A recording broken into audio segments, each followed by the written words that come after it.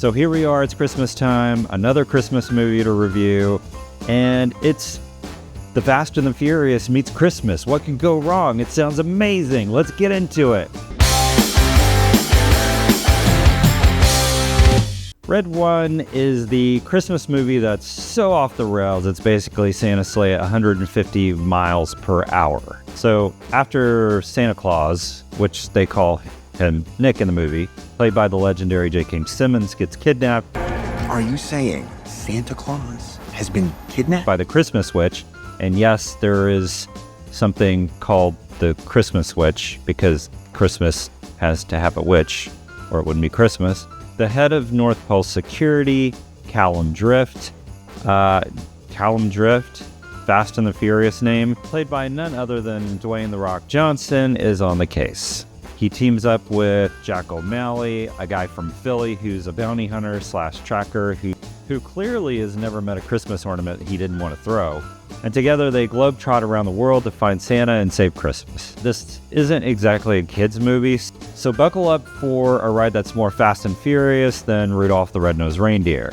As they make their way through the globe-trotting, crime-fighting mayhem, they face off against mob bosses, muscle-bound snowmen, henchmen, please don't ask, and Santa's very, very bad-tempered brother Krampus, played by Christopher Hivju, aka Tormund Giantsbane from Game of Thrones.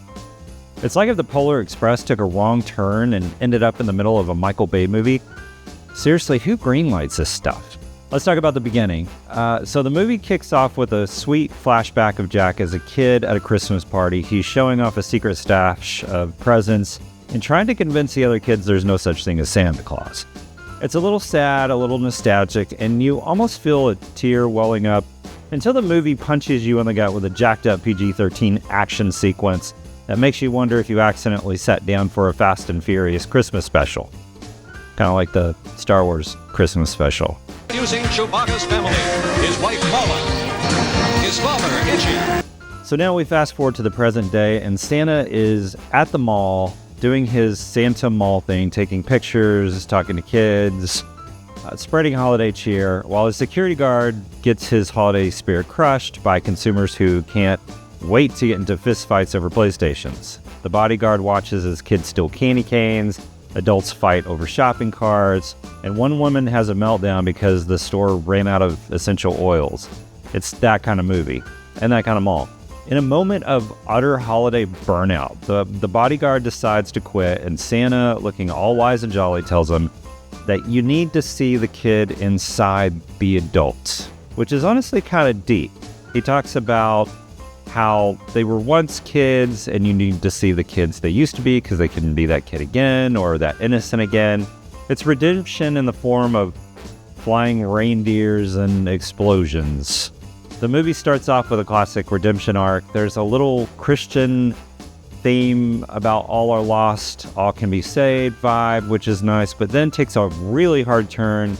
Instead of a heartwarming story, we're suddenly in a full Fast and Furious mode now. Seriously, this movie has everything. High-speed chases, explosions, really buff, muscular snowmen, because why not? Apparently snowmen now have biceps the size of bowling balls, and their weakness is carrot noses. Forget all about melting these snowmen. They're hitting the gym and they're buff.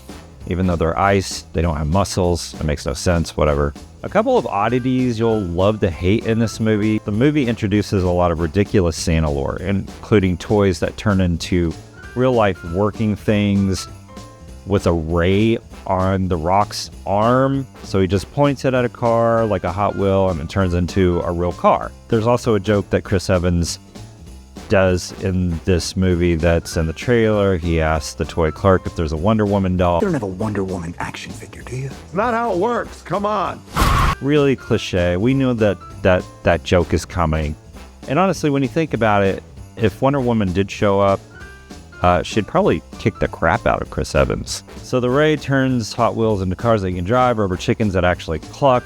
There's also a magic store network that connects toy stockrooms around the globe, because why not? It's like Harry Potter, except more CGI and less logic. And when there's a polar bear cop named Garcia who appears briefly and literally goes nowhere, they spent a fortune on CGI for this character and then forgot to give him anything meaningful to do. How does this keep happening in blockbuster movies? So it's like The Rock versus Chris Evans, the ultimate battle of moral compasses. So let's talk about these characters. The Rock and Chris Evans, their characters. The Rock is basically the human embodiment of a Christmas miracle. He's squeaky, clean, moral, and probably he might have a few bah humbug moments under his belt, but you don't really see him. Then there's Chris Evans, who's playing a guy who's pretty much a walking snark machine, living on the edge of good and bad and trying to steal scenes with his one-liners. Unfortunately, his character doesn't really do much. He spends most of the movie tagging along like an extra in an action sequence. I think if you don't need me here, I might just go back to the car. Except instead of throwing punches, he throws out jokes about the naughty list. A level 4 naughty lister? Oh, is that funny too? Which for some reason he can't stop talking about. It's like 3 or 4 scenes. He keeps mentioning this naughty list. He also has these cliche comic moments where he literally steals candy from a baby. And what is with this North Pole dome and Santa's super buff CGI stunts? I mean, CGI. This movie's got a lot of it. A lot. Like, they paid a small country's GDP for this. This level of CGI, it's crazy. And yet, somehow, the effects are a bit underwhelming. Santa, who is somehow super buff, delivers toys through houses in a way that's so ridiculous it could be a new Olympic sport. Seriously, if this was any more over the top, it'd be a carnival ride. And the North Pole, it's got a high-tech Wakanda-style dome, and there seems to be millions of people living there. It's the North Pole. What is everyone doing for work here? Does Santa's workshop have millions of jobs? I mean, maybe. I don't know, I guess. It's just weird seeing that. But this movie, I mean, it was hard to watch. It doesn't help when the two writers are the writers of most of the Fast and Furious movies, which is pretty much what this is. Let's not get that wrong. It is pretty much the same thing. Even if you look at The Rock's character and Chris Evans' character, it's almost like Dom and Brian from those movies, right? It's a good guy kind of walking the line of good and bad. That would be Chris Evans' character, who would be Dom, but then Brian would be The Rock's character, who is this good guy trying to bring people down. Also a crazy thing, it is PG-13, and again, really not for kids, but there's this whole beach scene where they're looking for this gangster so they can tell them where Santa might be or something. I don't know. But the beach scene is almost like The Rock's Baywatch.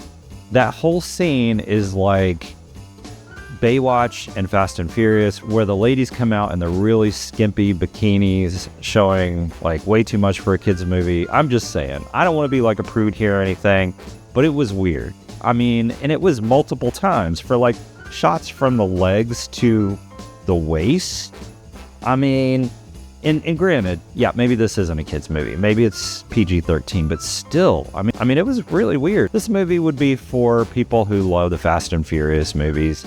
It would be for people who love big blockbuster movies where they don't really care that much about the story. They just want to see stuff blow up. I saw it in IMAX. I don't think it was shot in IMAX, but the IMAX experience didn't really do anything for me. It didn't really make the movie better. I did like how they incorporated all the Christmas classic songs. It's funny because one of my favorite Christmas movies is Die Hard. Come to the coast, we get together, have a few laughs. I mean, you would think that I would have been all in for this. It just had too much ridiculousness for an action film. It wasn't the same. It wasn't the same as Die Hard. That's a bad analogy. So this is the final verdict. Look, Red One had potential. It really did. It started with a sweet redemption story and some holiday magic, but then it jumps straight into Fast and Furious territory, complete with bad writing, way too much CGI, and some truly baffling world building. If this was meant to be a kid's movie, it missed the mark completely. It's like a PG-13 holiday movie that'll give your kids nightmares and leave you wondering what just happened. But hey, it does have some fun moments and an epic showdown with Krampus, I guess, which he's not really much in the movie either. But I'm giving this movie 1 out of 5 stars, and honestly, I think that's being generous. But hey, it's the holiday season, so here's my gift to you. You don't have to watch this movie, but if you do, At least it'll give you a whole new level of appreciation for your quiet Christmas classic films. Drop your thoughts in the comments below. Also, what's your go-to favorite Christmas movie? The one you watch every year without fail. Mine would be Christmas Vacation and Home Alone, two of my favorites. Hit like and subscribe if you can, and remember, don't wait till it streams. Let's go to the movies and see it together. Except for this one. Let's leave this one behind. Well, I don't know what to say, except it's Christmas and